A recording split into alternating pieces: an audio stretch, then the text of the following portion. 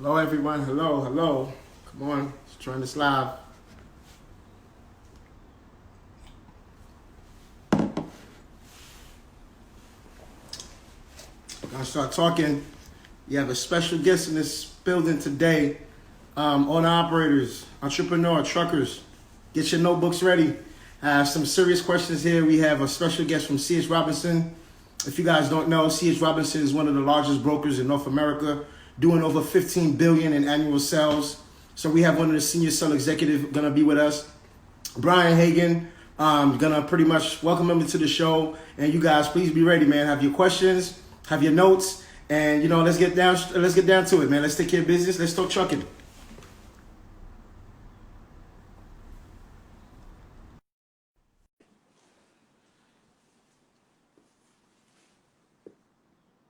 We're waiting for Brian to come in. We'll let Brian introduce himself. Hey, there you go, Brian. How you doing? Pierre, how's it going, my friend? Man, it's going great. Pleasure to see you. First and foremost, how's the family doing? Have you been affected by COVID-19? How's everyone going on your end? Everybody's safe and sound, thankfully. Things are a lot more calm in North Carolina. I am from New Jersey originally, so there's plenty of people up there that I know that are dealing with craziness you guys have going on. I hope everyone's all right on your side as well. Absolutely, yeah. Now, we realize that, man. New York City got to hit the worst because simply, we live on top of each other. It's very hard, especially if you look at the subway system. I'm not surprised why New York City was impacted the way it has. But no, definitely, man. We feel good. Your family's great. You're great. You're alive. We're excited, man, to have you on this show. We have a lot of entrepreneurs. We have truck drivers, motor carriers on the show, and they have questions and they have answers. And we just want to get straight to it. Before we get to it, could you kind of just let the audience give a little bit about your background, how you got into logistics, and exactly what makes you stay into it? Just kind of give the audience a little bit about your background. Well, we're off to a good start already because we managed to get into the stream with no issues, no technical difficulties. So I think we're in good shape. But I'm 25 years old. I went to college in North Carolina, and I think like a lot of people that are in logistics, after talking to them, I've realized it's pretty common, but I had no idea what logistics was when I was getting into it, and not where I thought I would, or I'd wind up being, or where I'd wind up working. I graduated from a small liberal arts college, looking for a sales job. Okay. I had companies that I was looking at in different industries, and the position with Robinson happened to be about 5 minutes from my apartment. Oh, very convenient, huh?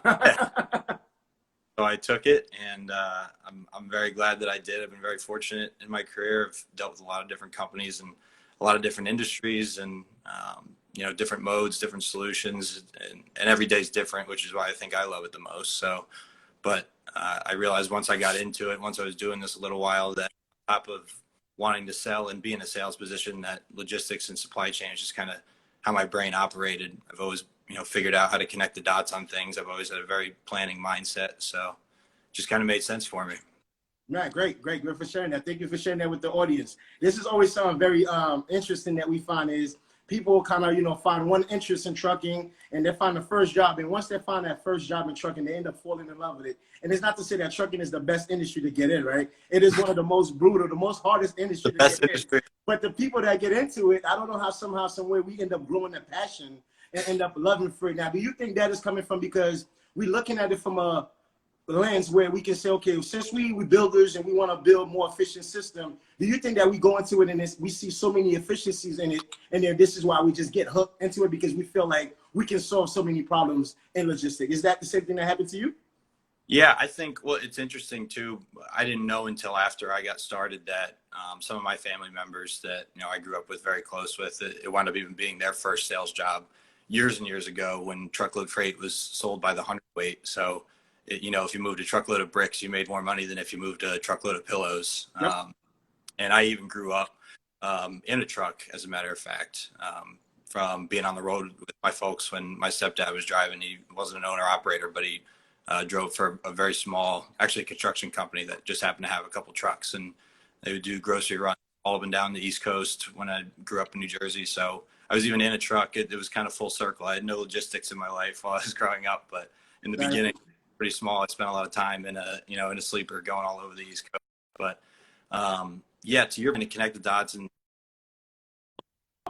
connecting the dots and solving the problems. That's what it is every day. I mean, there's there's a lot of different jobs that you can do that, you kind of show up, you have your to-do list, and it's really black and white. And, there may be small problems to solve, but it's usually within a set of parameters, what you're working with. Whereas Monday and everything that you think about logistics and about your job just goes out the window when it's a new problem and you got to find a solution for it. So I think it's people that are hungry. I know I'm passionate about it. A lot of the people that I wind up interacting with are passionate, whether it's a driver, whether it's someone on the broker side, on the shipper side. So yeah, I think that answers it. Thank you, man. Really thank you for sharing that. So from what I've heard, is pretty much your family been in the trucking. You seen your dad do it, so kind of you pretty much already had the passion for being in it. And now that you're working in C.H Robinson, and you say, hey, look, man, you can bring a lot more efficient. You can create the community where we think that there's a big mistrust in trucking, right? We will say today that we think there's a big mistrust. So you being able to have your senior dad go through it and being able to now work for C.H Robinson, I think the audience is really looking up to you, man, to kind of really bring the true efficient process that we all looking for in trucking. So really appreciate that. Thank you for sharing your background with us. Once again, guys, if you guys don't understand, C.H Robinson is one of the largest brokerage firms in North America, doing over $15 billion in annual sales. So like I said, if you need the real information on how to keep your truck moving, this is the guy right here to ask the right questions. So let's get straight to it, man. Like I said, this is Trucking Weekly. And the purpose of this show is I want to educate truck drivers to make the best informed decision on running their units by understanding unit economics. What is it that they need to look out for? What is a good load versus a bad load? This load makes sense for them. Also, if you're a motor carrier, you're running multiple fleet, you want to keep your trucks running. You want to make sure that you have dedicated loads for these trucks. These are the things that why we exist. Also, if you're an entrepreneur, you're looking to receive passive income, right? By owning a truck and just letting the truck work for you and pay you monthly. This is the place you need to be here, right here, Trucking Weekly, every week at 7 p.m. on Instagram Live with yours truly, Pierre Laguerre. Okay, Brian, so let's get to some real good questions here. So don't mind me if I'm looking over. I'm actually looking at my laptop to look at the questions that we already have. So question number one for you is, don't worry, how can a truck owner identify credible brokers in this current landscape? Yeah, and that's probably one of the most difficult things. And I guess I'm a little bit spoiled and I'm pretty insulated from it because, I've worked on both sides of the Robinson. The position I'm in now is strictly outside sales. So I don't deal as much day to day with, managing owner ops or managing smaller fleets or big carriers, but I have done it. I have called on trucks and covered loads, and I've worked with carriers directly before. What's interesting with Robinson is that I think the number is somewhere over 96% of all freight that we move. So an average of 30,000 truckloads a day, over 96% of that freight never sees a public board. So posted on DAT, never posted on Truck Stop or any of these other public forums. And that's because of the sheer size of our carrier base and the carriers that we work with, that we can call them before it has to be posted there. Now, on the flip side, I have seen from talking to other customers and seeing what our competitors look like, how difficult it can be, especially owner ops. Probably seen this. I know that you've driven before. You get on the board, you see 4 loads, in the same lane, 10,000 pounds. It looks good. Call up the broker on the other side of the phone saying someone's taking all of them. Last one's got to go for cheap, and then all of a sudden, you book on that one load for like you wanted to pay for, and you see the other 3 disappear. Absolutely. Those 3 loads weren't even there in the first place. And that stuff goes on, unfortunately, with small brokers and big brokers. There's some tools that on sites like that and like Truck Stop that you can use to look at rating from brokers.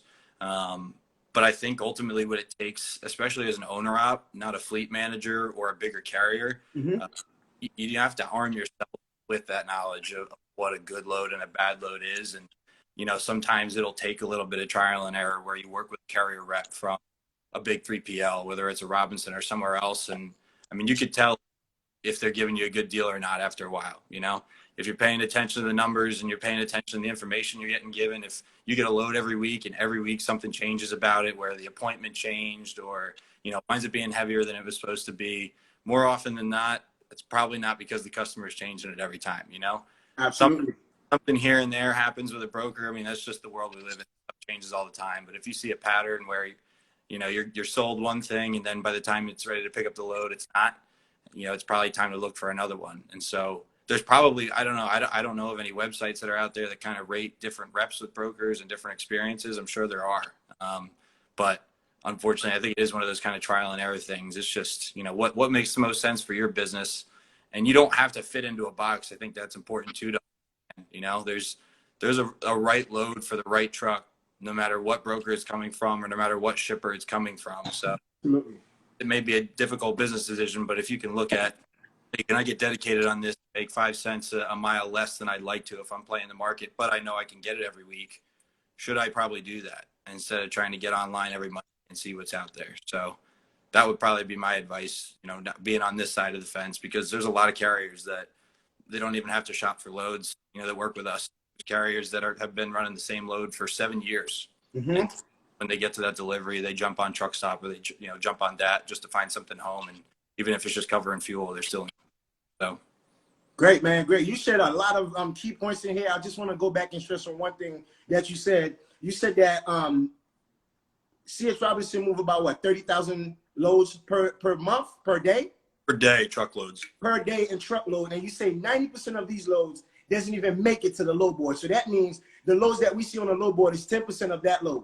Can you kind of really explain to the audience what do you mean by that? I know exactly what you're saying. So that means you have dedicated carriers that can directly get these loads directly from C.H Robinson, and the rest, it goes into the load board. Talk to us about that. Exactly how, if I'm running a trucking company with 3 trucks, 5 trucks, or maybe 2 trucks, how do I become part of that motor carrier that has access to the 90% loads that the rest of the public don't have opportunity to see? How do we put ourselves in a position to get access to that? Sure. So it's actually, the number is even higher than that. I think it's somewhere north of 95, 96%. But to clarify on that, what I mean is that, basically you could consider it 2 load boards. When one of my customers gives us a load, internally it's built in our system, it's there. All of our carriers that are set up with C.H Robinson have access to see that freight, to bid on that freight, and work with their carrier rep to see if it works for, whatever their cost is to move it. Really the only time that we're posting things on an open board, that's the only board that we use, we don't even use any other ones, is when it's really tight or kind of a crazy situation where it's just, anything goes and we're just trying to see what's out there. We're almost never in that circumstance. There's other reasons too. It's not always just based around tight capacity, but there's a lot of advantages to working with a broker that you trust. And I know that a lot of brokers have different carrier programs. We have different levels of carrier programs. I think what's important to know is that you don't have to buy into them. Mm-hmm. It's a matter of working with a company that, and I can't speak for other companies, but you don't have to buy in to be a carrier for Robinson. You just have to meet, the standard insurance requirements and things like that. Make sure that you have a clean DOT record and everything. And then from there, it's just moving freight. So it comes back to that staple of, people don't want to work with a broker because maybe they've had a bad experience with a rep, or because they don't feel like they get the best money on every load. But the reality is that someone's always going to have more money on a load, whether it's broker A, B, or C, there's always going to be another load that's paying more than what you're getting paid now. So if I'm an owner op and I go out and I lease a truck tomorrow, I'd probably work with only one broker, whether it's Robinson or somebody else, because if you can find someone that can give you that consistency, be a part of their carrier program, maybe there's fuel advantages, maybe there's maintenance advantages. You figure out what your budget is and what you need to be making when the tires are rolling on the road, and that's your salary right there. So Got it. Thank you. So pretty much what you're saying is, we understand being a truck driver, especially when you first become an owner operator, is very hard because we don't understand the business that much. We don't have the direct shipper relationship. So it makes sense, you understand, for us to start taking loads from a load board. But as you mentioned, is that sometimes there's too many tools out there, right? How do a driver check? Like, to book in a load, we have so many different apps. I mean, driver app fatigue is a real thing, right? You have DAT, you have Convoy, you have Transfix, you have Uber Freight, you have 123 load boards, you have Truck Stops, you have all these platforms that's actually pretty much doing the same thing. So let me ask you this: do you suggest that a driver should really just find, all the while they're building their own relationship, which I always suggest a driver do, but they also should find that 1 or 2 brokers that they trust and keep being consistent with them? Would you suggest that for truckers? Yeah, I mean, if I was on the other side of the fence, that's what I would be doing. You have to make sure that, there may be, just like when we price things with customers, a lot of times, especially the bigger a customer gets, we have to make an annual commitment on rates. That's what, or maybe even 3 years, maybe even 5 years. And that's what a lot of people forget, is that you can't make that, talking about making 20% or 10% or whatever the amount is. It's not trucking. It's any industry where if you're just making that amount, no matter what the conditions are, if it's snowing out, if it's 100 degrees out, then if that's a business you can find you can be in, then great. But that's just not trucking, you know? So there's a lot of carriers, like with produce, for example, that I wouldn't say there's no loyalty with brokers, but if they can chase that dollar and they can go from making, you know, $1 per mile to make 6, that's worth it to them. You know, they'd rather be able to make $6 a mile to, you know, sit at the Petro and scan the board and see what watermelon loads and what strawberry loads they can pick off for crazy money, you know, and then not make much money the rest of the year. There's a carrier for that, driver for that. There's a company for that. And then there's also, you know, there's business for a carrier that would rather say, hey, instead of making 20% in the summer and 5% in the wintertime, I'd rather make 9% all year round. Yep. So there's a place for everybody in that. And I don't know what's right or wrong with it.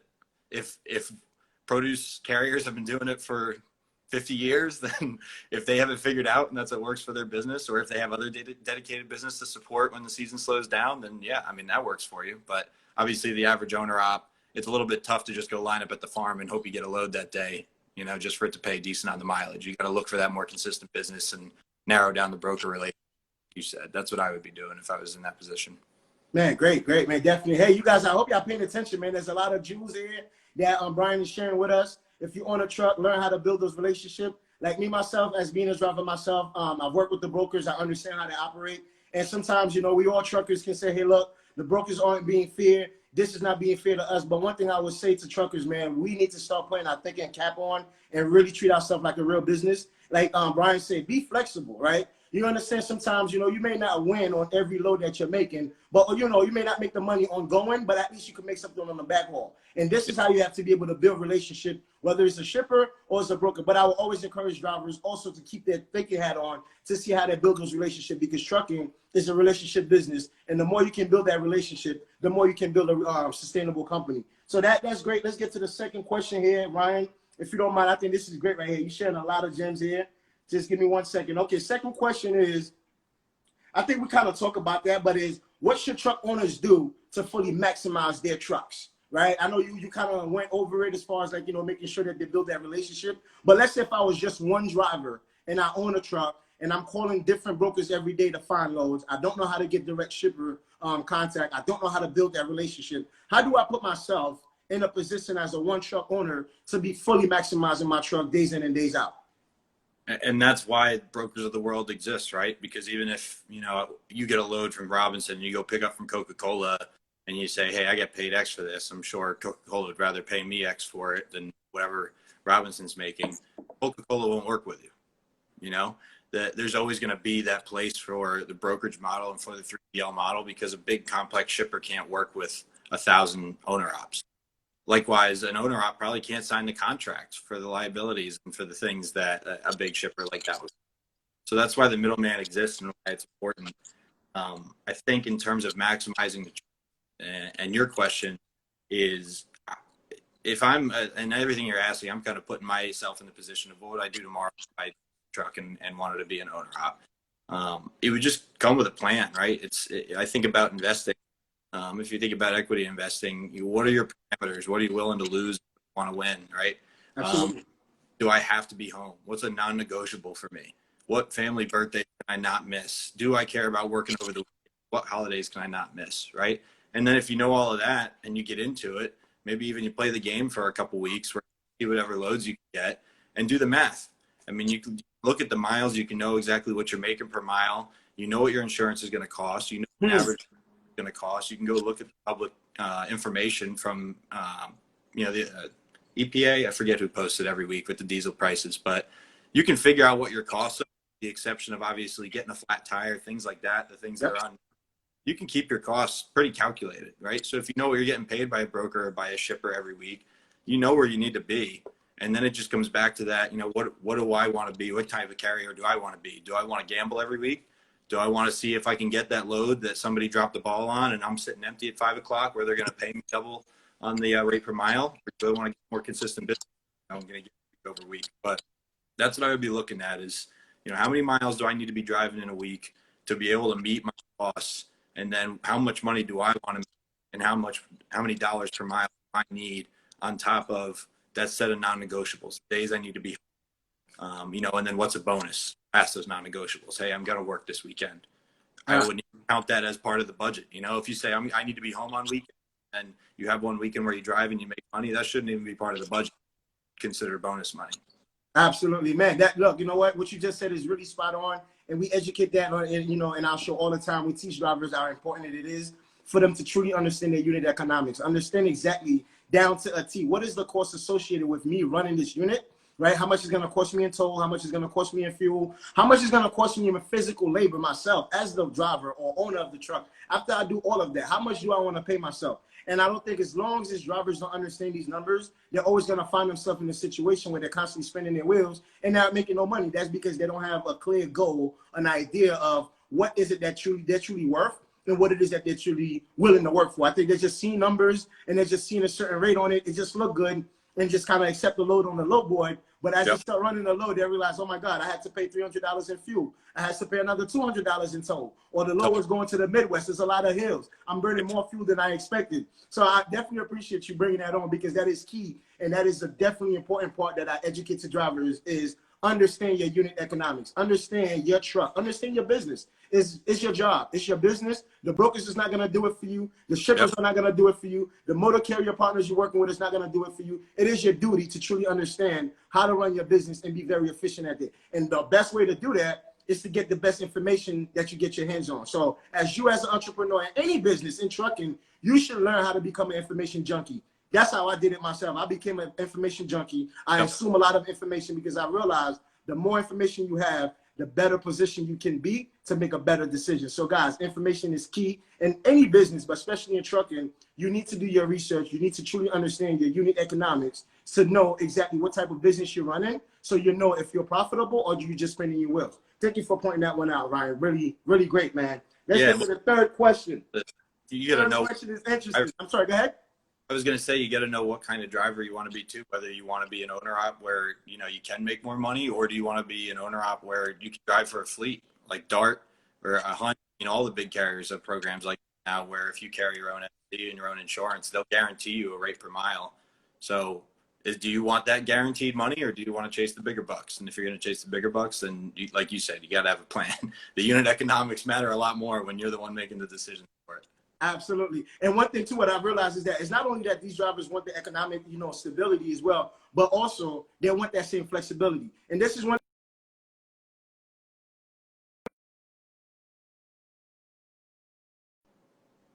to every truckers out. Truck drivers, full-time employees, and part-time applicants, right? Meaning, although they have a full-time job, they're always looking for the next opportunity. We also say truck drivers are one of the hardest, hard-working, lazy individuals. Let me explain that case before every driver comes from my head, right? Because I'm a trucker myself. And what I mean by that is we drive so many hours throughout the day. People just think that a truck driver's job is just driving a truck. It's much more that comes to driving, right? You have to be mentally, you have to be fit to be a trucker. You have to worry about the public safety. You have to worry about your safety. You have to worry about everything as you're on the road. So you're right. After I done finished doing an 11-hour job and driving, I don't want to do no paperwork. I don't want to deal with somebody calling back and forth to find the next load. I want the work to be there for me to just get on the road and let me do what I do best. So I also understand how drivers feel like, you know, the paperwork, because people don't understand 95% of trucking is paperwork. The rest of 5% is just driving. Everything is around paperwork. And that's another thing where drivers really find that it's very hard for them to manage that back office. Imagine you have to make 5-10 phone calls every day for you to get a load going one destination and another load coming back. And you also have to think about the following days. You have to think about what makes sense. So guess what? I empathize with truckers. I think they have the right to feel lazy because they do a very important jobs on the road. They have to focus on their own safety. They have to deal with four-wheelers. And as we all understand, being a trucker, driving with somebody that's driving a car, we get no respect at all on the highway. They cut us off. They slam the brakes in front of us. And all of that is we have to take it in. We have to be very professional about what we're doing because our license is on the line. So if anyone is listening out here too, man, whenever you see a truck on the highway, please stay away, man. Stay away from us. Let us do our job. You might be on your way to a bar. You might be on your way to a restaurant. We're actually at work. Please give us that break and understand that. And also another thing too, it takes at least the length of 2 football fields for a truck to come to a complete stop. So a fully loaded truck traveling at 55 miles per hour, if you guys cut us off, hey man, you may not have the chance to see your family tonight. So just understand how important it is. Your safety is important as much as our safety. We all want to get back home to our family, and we all want to do the right thing. So please, all the four-wheelers on the highway, I'm begging you, when you see a truck, please stay away and just, get out of our blind spot. Give us that room. We deserve that. Let's get to the next question, man. Really appreciate that. All right, next question. This question right here is for you yourself, Brian. What are the challenges some brokers themselves face when freight volume are declining? When there's an abundance of trucks and there's just not enough freight, right? Yes. It's an interesting paradox because, we see things all the time. Like not long ago in Chicago, there was a strike from a lot of operators over the rates.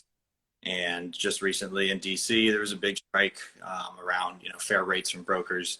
And we already talked about it in the beginning. There are definitely bad brokers out there, people that aren't truthful about what's a good rate and what's a bad rate. But I think what makes it difficult is that the trucks are the last part of the puzzle, right? Yep. So it's a trickle down effect. When there's less freight, it doesn't matter. There could be 10 brokers in the middle. The truck's going to be the last one to feel the pain, unless you consider their bank or whoever, if the trucking company goes out of business, as someone else that feels the pain at the other end of that. But the reason I bring that up is because everyone thinks about it as two totally different things. What trucks are getting paid and what volume is out there. And then the brokers are the ones that are right in the middle of it. And no one thinks about it, I feel like, or at least now that it's become more talked about in the news since 2018, no one really thinks about it as all one thing, but it is, right? If we're getting less freight from our customers, we're suffering, we're a carrier, we being a broker, just as much as an asset is. If freight volumes go down, brokers suffer the same way that a JB Hunt or a Schneider does.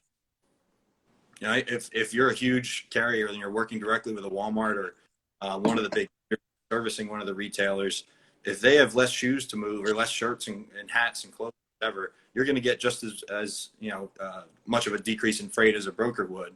The difference is that when you think about spot volume and spot bid trucks, a lot of the stuff that owner ops are covering a lot of the time versus that big dedicated drop pool type stuff. Mm-hmm. Where's the end of the line in terms of volume going down and the cost going down, right? So margin compression is a real thing on the broker side, just as much as it is for the carrier side. Leading up into 2018, obviously, that people didn't even know what to do with the money that they were making. Brokers and carriers alike, right? There was not enough out there. All the brokers, carriers had to raise their rates to the shippers. The shippers had to pay more for it, and the carriers owned the market. And I feel like we've forgotten so quickly, how much money. 2018.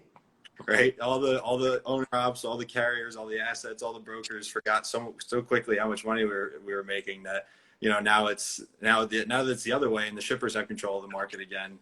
No one wants to listen when the shippers are screaming about how much money they're losing because their budget's gotten out of control. But everyone wants to. You see all these big headlines that come out from Freight Waves and whoever about another carrier going out of business. And that's my point, is that it's all one. It's all connected. It doesn't. The costs don't go down for the carriers, and nothing else moves. Everything's moving like this in one way or another. Whether it's a little bit delayed in one direction, it could be at the beginning of a freight cycle or the end of a freight cycle. Mm-hmm. But volume, we make less money. The trucks make less money. If there's more volume and less trucks, the trucks make more money. We make more money. I mean, it's all cyclical in that nature. So it's all one and the same. It's just depending on who's telling the story. And I'm one of I get so angry. Everyone loves all the fear mongering, and I use the term FUD a lot. Fear, uncertainty, and doubt. Talk to customers about this all the time. Whenever you have a carrier who's not working with you already, who's trying to take our business, they love sending the articles about the market's getting tight. The market's getting tight, and we're just as guilty of it too. I'm sure we do it with customers too. Hey, the market's getting tight. What's it look like? Let's have a conversation. How's your other carrier doing? And then every time that a new carrier goes out of business, it could be a carrier with 10 trucks and Freight Waves reports on it. What's the point? So absolutely. So what we do, you got to learn the game. So why is it that we have, this year we had the lowest rate in the end of March since 2009, literally lower than the peak of the United States recession. We saw the lowest rate per mile across the entire country and a less than 1-for-1 load to truck ratio. And there weren't thousands of carrier bankruptcies? And the answer is because whenever carriers go out of business, it's mostly more often than not, unless it's because of fraud or it's because of some kind of extenuating circumstance, like a crazy insurance claim or something that they couldn't afford. It's just because their business isn't run effectively. That's what it comes down to. It doesn't matter if rates are super high. It doesn't matter if truck rates are super low. Carriers go out of business when the market's up, but you don't hear about it. No, absolutely. It's not exciting to talk about. No, that's very true. Carriers Like go out I of said, every trucking company. I'm sorry. Low, it's doomsday. Carriers go to business when rates are low, and it's doomsday, and it's, you know, what everyone wants to report on because it kind of drives that narrative. But it's just because business isn't run effectively. You can't plan to make the same percentage that you're making in 2018 for the rest of your company's existence. It doesn't work. You know? No, that's good. I want to touch on that point right there before I ask the last question, because I want you to kind of really explain to the audience exactly the difference between a spot market and a contract loads. And also, you talked about pretty much how, you know, 2018, it was a shipper or it was a motor carriers market, right? And people don't understand that sometimes the tide change, right? It could be one time, it could be a motor carriers market where motor carriers have all the powers. And then also it could be a broker and shipper market where the broker and the shipper has all the power. So question number one, explain to us the difference between the spot market and the contract loads, and also kind of touch on just a little bit about pretty much being a broker that actually put themselves in a position to have those values. Yeah, a contract load can be defined in different ways depending on, you know, who you're getting it from or what a carrier standards are. But in my mind, a contract load is any type of business that you're making a commitment to, whether it's a volume commitment, whether it's a rate commitment for some kind of term. Yep. Going back to what we were talking about in the beginning, where, hey, find a broker that's got that freight for you instead of having to play the game every day, every week. Look for a load that runs in the same lane every week where you can maybe get the same rate year round, and then figure out how you're going to build your business around that. That's what we consider contractual, where, you know, for us, we make a commitment to a customer saying, if you give us X amount of volume in this lane, we're going to run it for this rate for the rest of the year. And then we'll turn around to carriers and say, hey, we have this much volume in this lane, and if you can move it for this rate, we'll give it to you for basically as many as you can cover. And then the spot market that's the Wild West. Spot market's where in 2018, you didn't have to have any broker loyalty. You didn't have to care about anything. You didn't have to look for a load for the week. You could just finish up whatever load you were doing, go to the Petro, get a sandwich, and then wait for the phone calls to roll in from brokers once they saw your truck was posted. Absolutely. You know, and that market doesn't work right now when there's no abundance of trucks. Everyone's scrambling and trying to take that freight, and someone else is willing to bid you out. And that's what a lot of people don't understand on that price too in the spot market.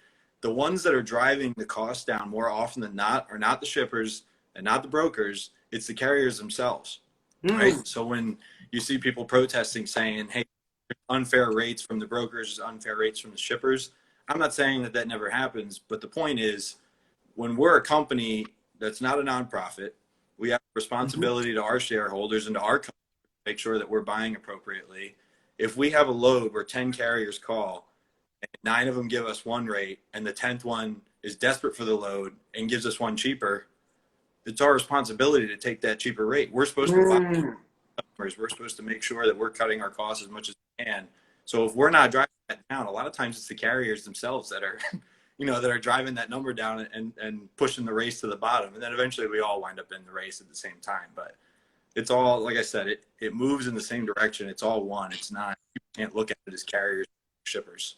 I got one thing to say. Definitely. I mean, we can agree to disagree, right? And let's just kind of get to the detail of that, as far as sometimes the carriers don't make, I would like that one. I know, yeah, absolutely. So let's touch on that one for a little bit more, right? Because as we understand, like you said, you're not running a nonprofit business. You have to make a profit for your shareholders. Everybody has to win. I get that, right? Don't nobody want to run a business to be dropped. But at the same token, if we kind of understand how the brokers operate, right, and also the amount of overhead that the motor carrier has to run that business, the brokers don't have half as that overhead. The broker's overhead, as far as maybe a large employee pool, but let's say a broker firm that doesn't have any asset, and you comparing that to the motor carrier, that's number one, dealing with insurance costs, that's dealing with accident, that's dealing with driver turnover, right? That's dealing with all these expensive costs. I think it's fair to say these motor carriers have a right to say, hey, look, man, this brokers is chopping it into my profit margin, and this is why I'm going out of business. Because it sounds like look, both sides of the coin is blaming each other, right? The brokers blame the carriers are blaming the brokers. But the question is, how do we find a middle ground? How do we find a situation that makes sense for both of us, as opposed to it to be leaning towards the brokers one season or a certain period of this time of the year, or as the industry could lean towards more owner operators or more motor carriers? How do we come to a middle ground and say, hey, look, how do we lock in a standard rate all year long, where now we don't have to deal with the fluctuation of freight going up and down and the shippers not knowing exactly what those costs are going to be? What's your take on that? Well, so to your point, I'm not agreeing or disagreeing with you, because my point is that it's all of us. It's all our fault. It can be the carrier's fault for, trying to fight each other to the death over the load. It could be the broker's fault for not standing up to the shipper and saying, no, you can't lower our rate. I mean, perfect example. All this happens. We have customers that we have to make 3-year rate commitments on. We just finished a huge bid cycle last year. As you can imagine, when they hear about rates going down and there not being enough volume and plenty of trucks on the road, we made rate commitments last year that are supposed to be good for 3 years. All the way back and say, hey, we want to do another bid. Wow. And right? that's bad news for the shipper. That's bad news for your relationship. Right. But what do we do? That's the trickle down, right? So we do a bid last year. We win 10,000 loads from a big shipper. We committed to rates that we gave them in September of 2019. And then no one could have foreseen this coming. And even though we're supposed to be committed for 3 years on those rates, the shipper comes back to us and says, well, hey, I know that you were supposed to get those rates for 3 years, but we're actually going to take our 50,000 loads back out to bid again because we know costs have dropped so much. Wow. What can we do? We can't, we can scream and kick and yell as much as we want and say, hey, that's not fair. What were you doing in 2018 when we were on the hook for the rates we gave you in 2017 and we were bleeding cash while you didn't want to give us any more money on top of it? And they say, well, we're going to take it out the bid. And guess what? Other carriers are going to price it. So we either lose it or we go down the cost. And then that's what I'm saying. It all moves in tandem. So it's everybody's fault. Absolutely. So what we get is that the shipper is the one controlling the freight. So pretty much what the shipper say goes, right? So sometimes things get tight for the shipper, and that end up creating a war between us, the brokers. I mean, not a broker, between us, the motor carriers, and the broker, because we don't understand exactly what's going on the back end, and all we've seen is just the last thing that's happening is just accepting the load, but we're not paying attention. But that also brings us right back to paying attention. Get the information that you need in order to make those informed decisions. So if you are a driver, if you're an entrepreneur, if you're a motor carrier, please do your research. Yes, you can make a lot of money in trucking, but you also need to understand what it is that you're getting yourself into. What are the risks associated with running trucking? What is, you're going to win some and you're going to lose some. Are you flexible enough to understand that? And I think that's for all businesses, right? We all have to have that mentality to understand, okay, when is my winning season, but when is my losing season? But however, we're not going to sit here and agree for a losing season all year long, right? It has to be a give and take, right? And I think this is where the problem is coming from. For a lot of truckers, a lot of owner operators, they feel like that pressure been on them for so many years. If you look at regulation, truckers have to pay for ELD, things they have to install in their truck, insurance costs, DOT, all these things. All these people knows how to make money on a truck driver, except for the truck driver himself. And he owns the expensive asset. He's paying the insurance, and he has to work hard to make these things. When you look at the truck driver life, when you understand his cycle, the things that he has to deal with, I think, just like you said, it's all of us. It takes the entire industry to come together and put the chips on the table and say, hey, look, this is not working for me. This is not working for me. How do we put our heads together and bring the best solution in supply chain? Because at the end of the day, the entire world, the entire country is dependent on us to keep that process very efficient, to keep goods moving. Too often people don't really think about it. They don't think about the milk that's in their fridge. They don't think about the food. They don't think about none of that. They just kind of think they just wake up and those things just appear in their fridge. But just to give you guys a little bit of context about it is, if trucking stops in 3 days, our supermarket will be empty. We'll run out of gas. We'll run out of medical supply. That oxygen tank that your grandmother probably desperately needs to stay alive, if we don't have a truck driver, well, grandma might be out of a tank, right? So that means we have to put our heads together to bring a solution in trucking. And the best way to do it is through education. And this is exactly why Fleet and Trucking Weekly exists. We want to bring you these tools. We want to bring you the knowledge to make the best the best decision. So let's go with the last question, Brian. The last question is, anything else you would be important for our community to hear from you? What is it that you would want to share with our community of truck drivers and entrepreneurs and motor carriers? trucking's important, and not just because, like, I mean, all the points that you made are great, and I try to explain that to people, and they don't get it. Nobody really understands it. It's the underside of the entire industry, of the entire world. The economies stop the entire world turning in a moment if all of us just stop doing our jobs. That's the reality of it. But the sad reality, the other side of it, is that we're the conduit between industries, right? So kind of going off the point also of, hey, it's all of our faults if rates go up and down. The reason I say it's all of our faults is because we just don't have that much say in it. If a pandemic happens, and obviously that affects everybody, but economy's changing, demand in certain product categories and stores changing, trucking and transportation and logistics is the conduit between all of it. When that demand and supply shifts, we're the middle mile, right? We're the meter that moves. And so when you think about the people that work in it, and if you're boiling it down even more to the macro, when you think about truckers and things like that, whether it could be a warehouse dock worker, but the people who are quintessential for it. I mean, I say all the time, I'm just a dumb sales guy. I don't do the important part of the job at all. It's just my job to educate people and help them understand what we do.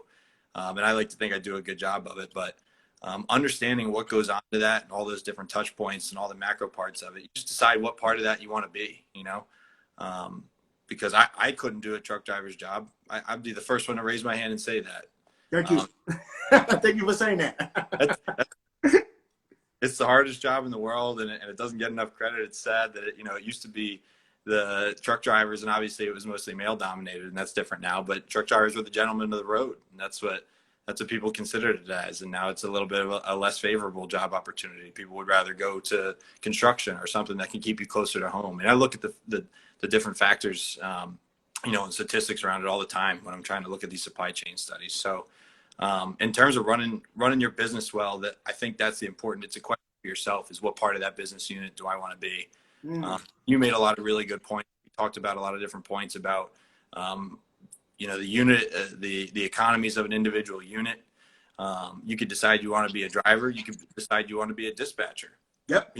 Or even touch the truck, but then you still play an important role in that supply. You're making sure the drivers get paid what they want to get paid. Take care of that paperwork, all the stuff that you say that you don't want to deal with, which I totally get because I can't deal with it either. But that's the important question: is what part of the puzzle do you want to be? And I think until you figure that out, you're going to wind up struggling. Oh, man, thank you. Absolutely, man. This is great right here for sharing this. I think the community really appreciate it. If you don't mind, I'm going to open it up to take a few questions for the community, and, let's see what they're saying. So, hey, guys, we're going to open it up for like 3 or 5 questions. Let's go down the list. I kept seeing a bunch of questions popping up. Let me see.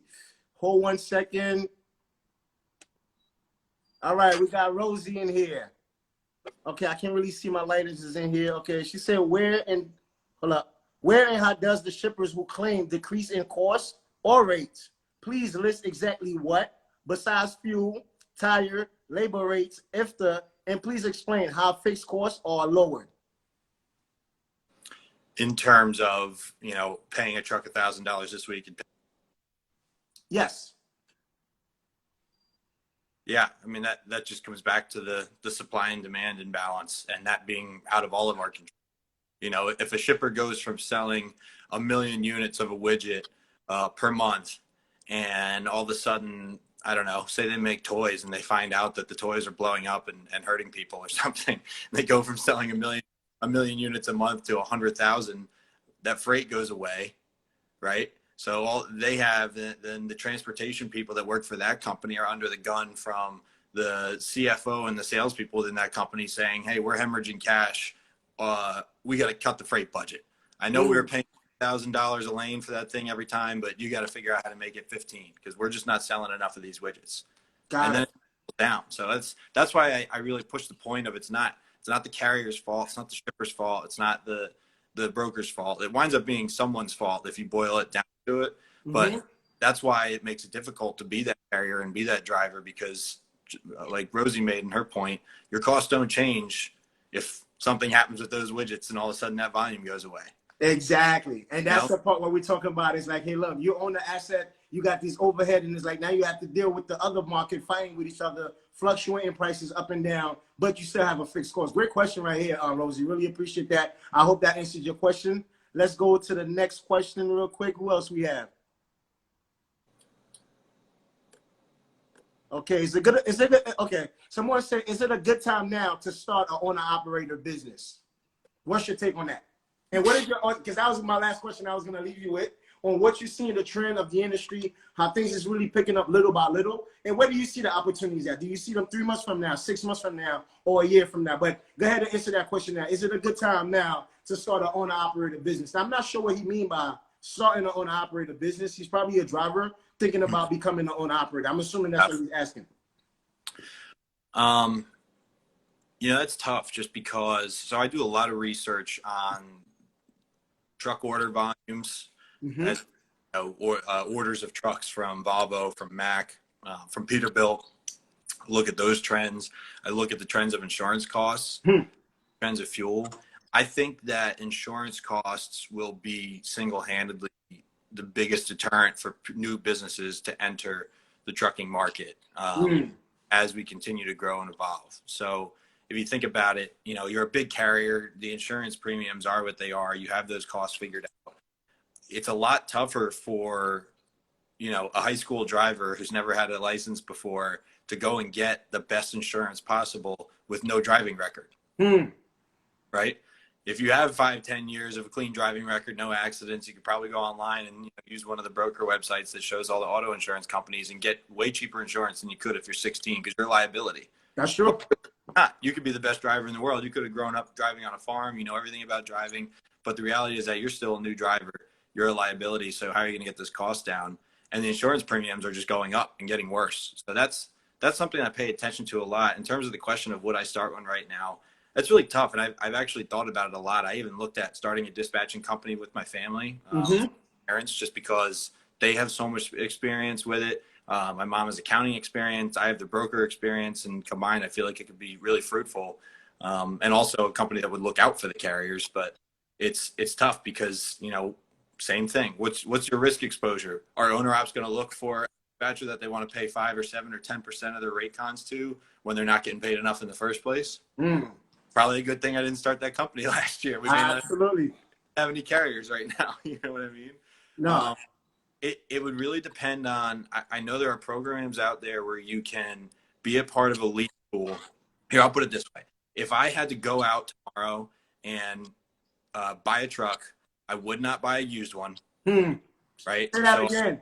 Go ahead. I wouldn't buy somebody else's problems. And obviously that's what's tough, because usually if you're starting your own business and you're starting your own company, you don't have, you know, a big loan, or you usually don't want a big loan. It's kind of scary.